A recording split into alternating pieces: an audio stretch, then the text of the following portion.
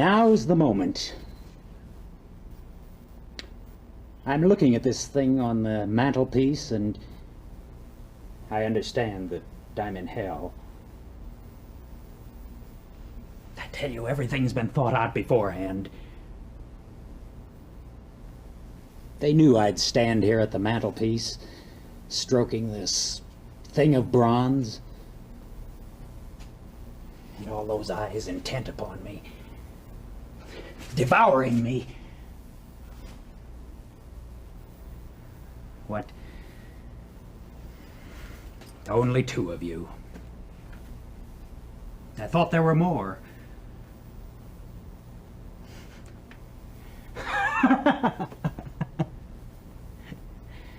So this is hell. I'd never have known it. Do you remember all those stories they used to tell us about the brimstone and the fires and the torture chambers? The old wives' tales. No.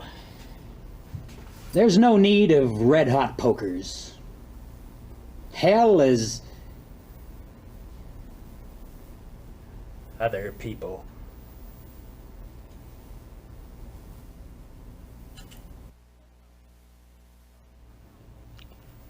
Hell is other people. So says Sartre in his play, No Exit.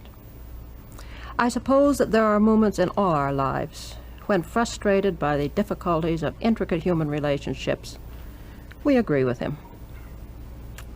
In this play, Sartre makes his point by showing how any relation which two people can set up is always threatened by the presence of a third. Two people may come to accept each other, even if in no better way than by agreeing to respect each other's lives. But the third person is always entering in, bringing his objective point of view, and consequently causing the whole structure to disintegrate.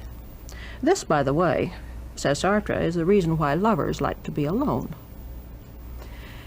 The very basis of the revelation of the other person's existence, according to Sartre, is the realization that someone is staring at me. We all know the experience.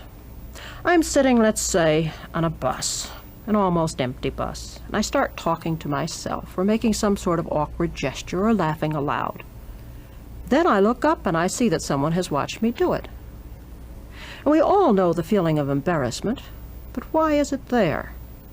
It doesn't mean that we've been doing something reprehensible. It means, according to Sartre, that we feel that we are simply objects, that we have an outside for the other person to judge, something which we can't control. Perhaps the best example of this is one of Sartre's. Suppose there is a man looking through a keyhole, watching something going on inside. Now, as he looks inside, as he watches this interesting episode, he is the only subject. The people in the world are absolutely objects, like the things in the world. But if someone comes down the corridor and finds him looking through the keyhole, then the situation changes. Because then his embarrassment is not due to any bourgeois shame at having been looking through a keyhole, but it's because he feels too acutely that he is like the objects he has been looking at. And at once he realizes he's both subject and object in the world. And this is a very disconcerting experience.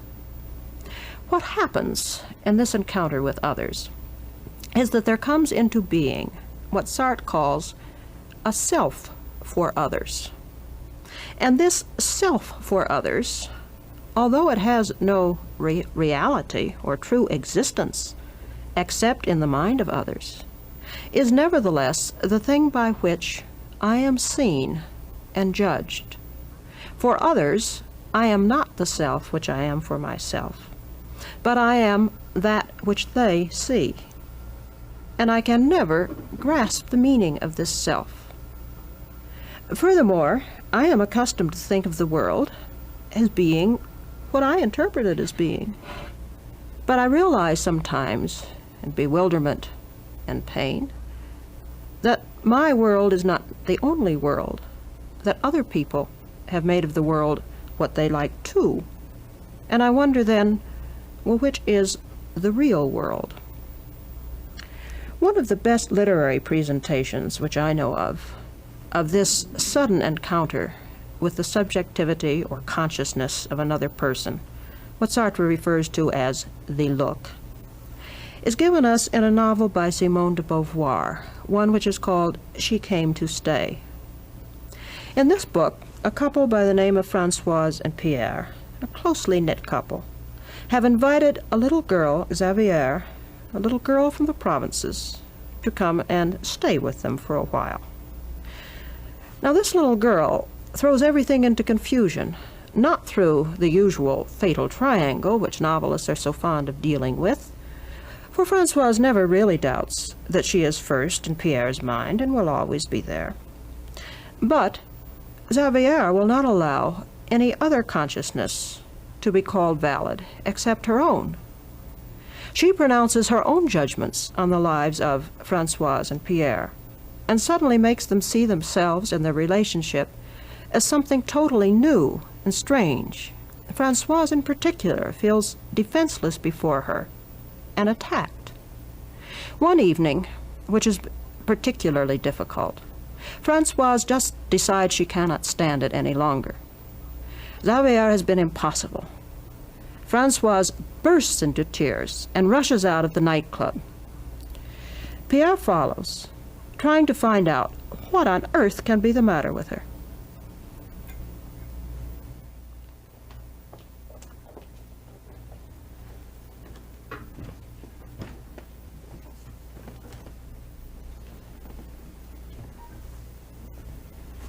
What's the matter? I don't know. Did I do something? No. Is it because of Xavier? Why did you cry then? You'll laugh at me. It's because I discovered that she has a consciousness like mine. Have you ever felt someone else's consciousness in yourself? It's unbearable. You think I'm drunk. In a way I am, but it doesn't matter. Why are you so astounded? If I were to tell you I was afraid of death, you would understand. This thing then is just as real and just as terrifying. Of course, we know we're not alone in this world. We say these things just as we know that someday we're going to die, but when we begin to believe it... Would you feel that there's something scandalous in Xavier's existence? It only comes to me in flashes, you know. And yet you do feel that it recurs from time to time. It has to. You're amazing. You're the only living being I know who is capable of shedding tears upon discovering in someone else a consciousness similar to your own. Do you consider that stupid? Oh, no, of course not. Everyone recognizes his own consciousness as absolute. Now, how can several absolutes be compatible? The problem is as great a mystery as life or death. In fact, it's such a problem that philosophers are breaking their heads over it. Well, then why are you so astounded? Now, what surprises me is that you should be affected in such a concrete manner by a metaphysical problem. But it is something concrete. The whole meaning of my life is at stake. Now, I don't say it isn't. Nevertheless, this power you have to live, an idea, body and soul, well, that's unusual. But to me, an idea is not a question of theory. It can be proved, but if it remains theoretical, it has no value. Otherwise, I would never have waited for Xavier's arrival to find out if my consciousness were not unique in this world. I can readily understand this problem arising apropos of Xavier. But I've never had any difficulty with you, since I barely distinguish you from myself. And besides, between us there's reciprocation. How do you mean? As soon as I recognize a consciousness in you, you in turn immediately recognize one in me. Now that makes all the difference. Perhaps. In short, that's what friendship really is. Each renounces his preeminence. But What if either refuses to renounce it? Why, then friendship is impossible. Then what can be done about it? I don't know.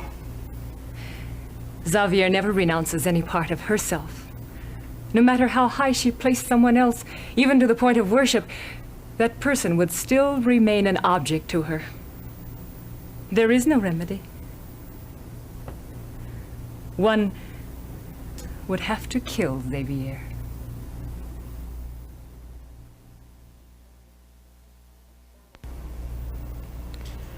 In this battle to the death of consciousnesses, Françoise finally does kill Xavier.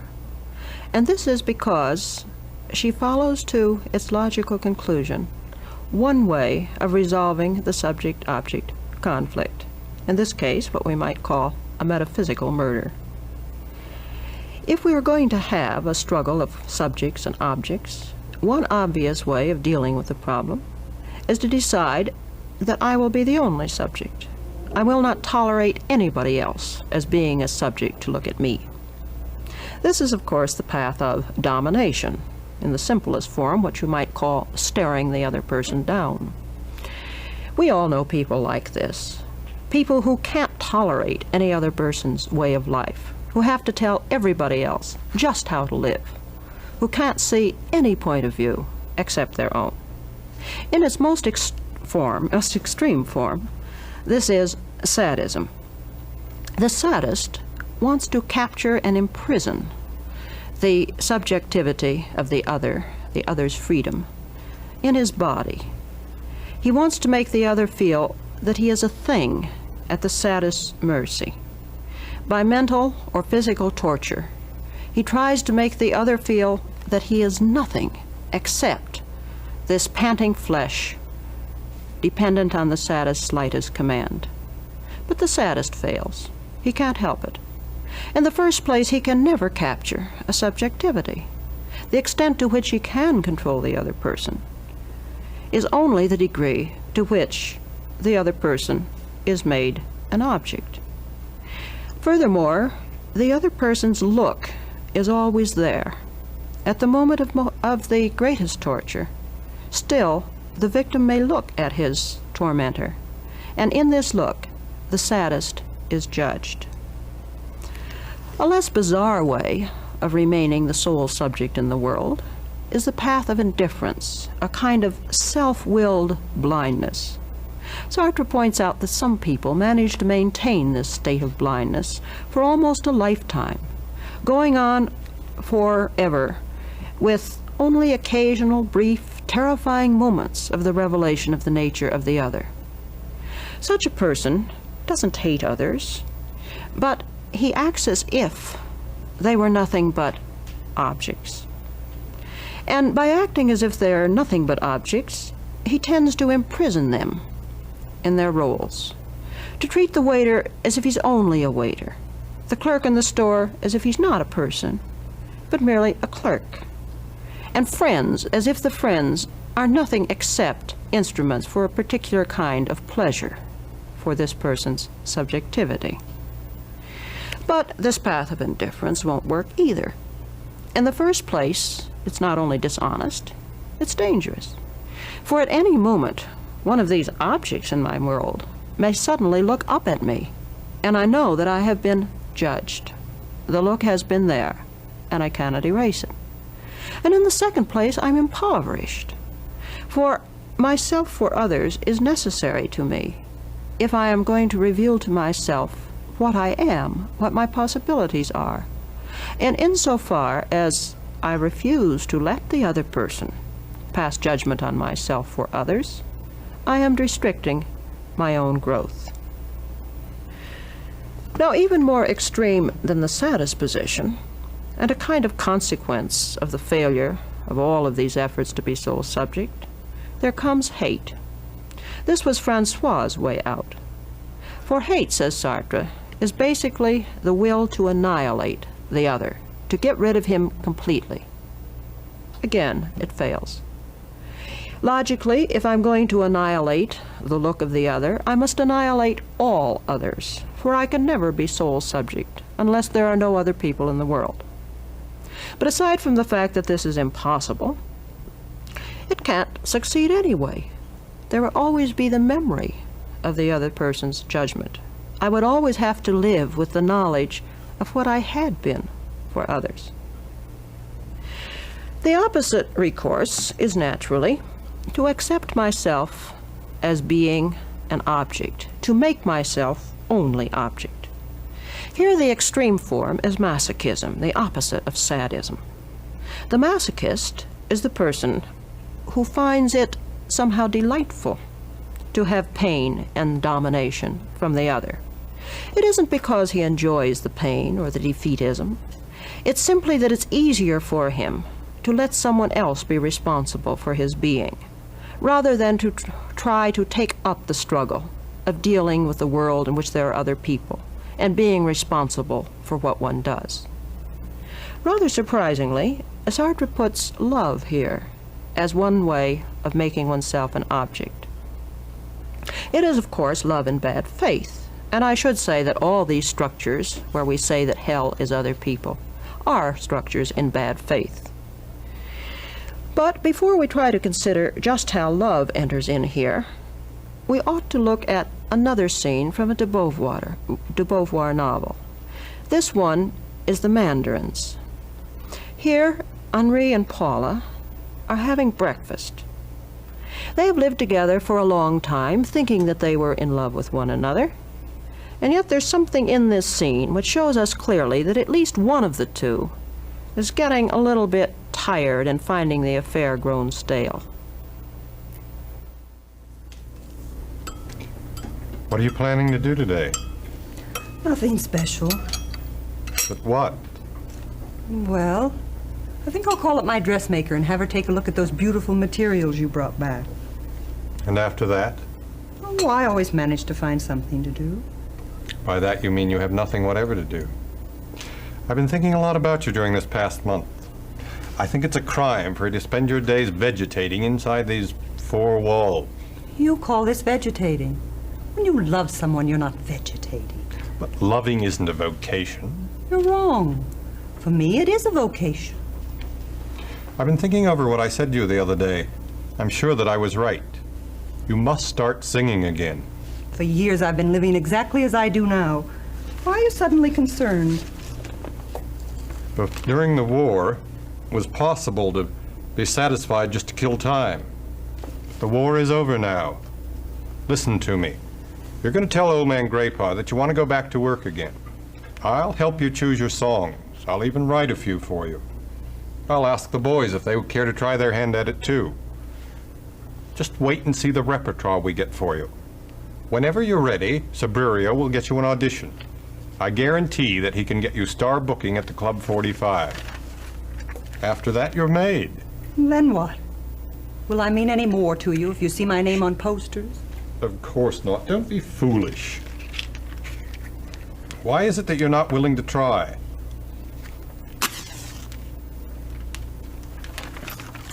I try to write and you want to try to sing. You have a talent for it.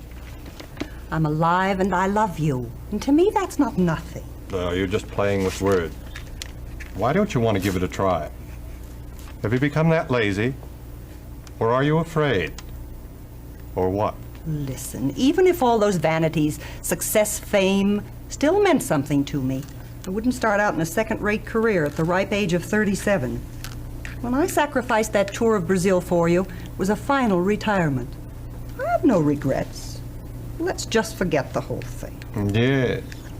Without consulting me, you were only too willing to make that sacrifice. And now you seem to be holding me responsible for it. I have never been able to decide whether you really scorn fame or whether you were just afraid of not being able to attain it. But your voice is as beautiful as it ever was. So are you. Not quite. And I know exactly how it would turn out. To make you happy, a handful of intellectuals would proclaim my genius for a few months, and then goodbye. I might have been a Piaf, but I missed my chance. Well, it's too bad, and let's just drop it. But even if you can't take the world by storm, it would still be worth it. You have your voice, your special talent. Don't you think it would be interesting to try to get all you can out of it? I'm sure that you'd find life much more satisfying. I find life satisfying as it is now. You don't seem to understand what my love for you means to me. I do understand. But you won't do for love of me what I ask you to do. If you had good reason for asking, I'd do it. What you mean by that is you prefer your reasons to mine. Yes, because they're better. You've been giving me a purely superficial point of view, wordy reasons that aren't really your own. No. Whatever your reasons are, I simply don't understand them. All right, let's drop it. But I'm telling you, you're wrong. Are you going to work now? Yes. On your novel? Yes. Good.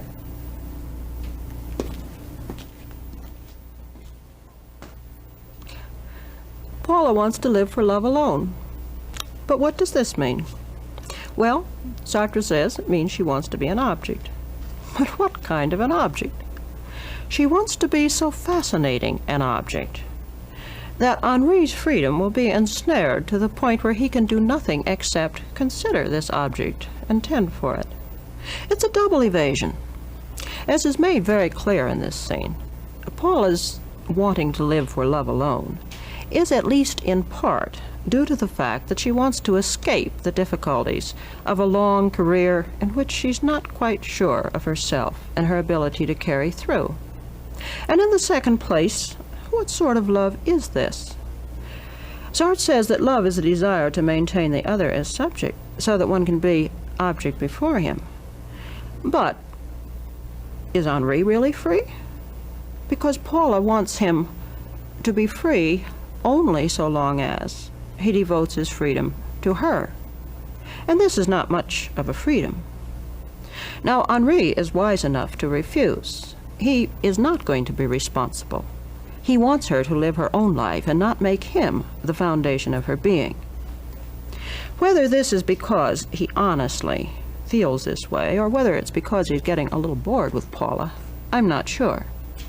But in either case, his attitude is more correct, let us say, than hers. It's rather amusing to think how couples we know fit into this pattern of Sartrean relationships.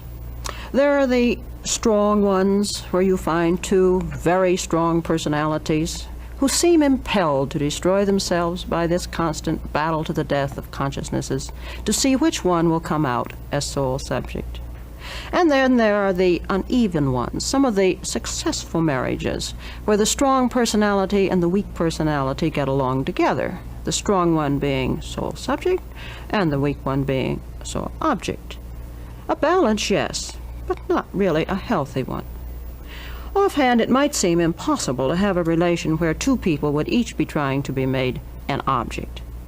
But I rather think it happens. I think we all know cases where two people seem to find their whole reason for existence in each other's being. And yet, there's something pathetic about them. There's a sense in which, although they live for each other, they seem not to be really living in the world. De Beauvoir maintains that there is bad faith in the social structure involving the relation of the sexes. In her book called The Second Sex, she maintains that traditionally men have tried to make women the second sex, the other sex, equating the human with man, and then making of women the other. Some men, says de Beauvoir, do this cynically and openly. Women are toys, playthings. Others do it more subtly. They make of their wives or mistress the reason for their being, yes. But what she really is a talking mirror, sending back not a true reflection of the man, but the reflection which he has so carefully placed there. But this is all a broader thing than simply marriage or sex. We see it in family relationships, where parents love their child, oh yes, love the child so much that they devote their lives to creating him into exactly the object they want him to be. Or, on the other hand, love the child so much that they efface themselves completely, living only for and through the child, giving up all responsibility for a life of their own. And we see it everywhere. In the employee-employer relationship, the student-teacher relationship, even in the many unequal friendships that we see round about us. If we were to leave things at this stage, I am sure that we would all feel profoundly dissatisfied. Human relationships are often, perhaps usually, like this, but do they have to be? Is there not a love or a friendship in good faith? Of course there is, whether for an existentialist or for a non-existentialist. We've seen the germ of it already in the two scenes from the de Beauvoir novels. We saw how Françoise and Pierre agreed that in friendship one gives up the struggle for preeminence. One knows that when he recognizes the consciousness of the other is also recognizing his consciousness. And whatever his motives, Henri at least wanted Paula to live her own life, knowing that unless they grew separately, they could not grow as a couple together. The basis of all relations in good faith is fundamentally this: respecting the other as a free subject, valuing the uniqueness of others and of myself as well. It is a precarious structure. It is not an easy thing, for it means that one gives up forever the idea that one can predict and classify and fully understand the other, or that oneself can be fully predicted and understood. But human relationships are interesting because of this element of mystery and the knowledge of change. The relation with others in good faith of two free subjects is not paradise, or if it is a paradise, it's a terribly busy paradise requiring constant vigilance. But it is not hell either, and the very possibility of its existence perhaps helps us to realize that if hell is other people, it is a hell which we ourselves have created.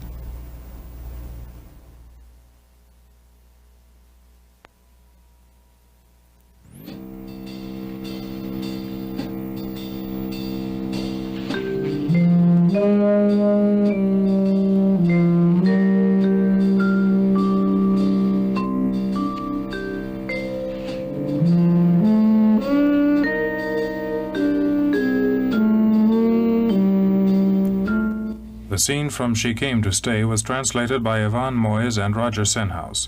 The Mandarins was translated by Leonard M. Friedman. Both books by Simone de Beauvoir were published by the World Publishing Company.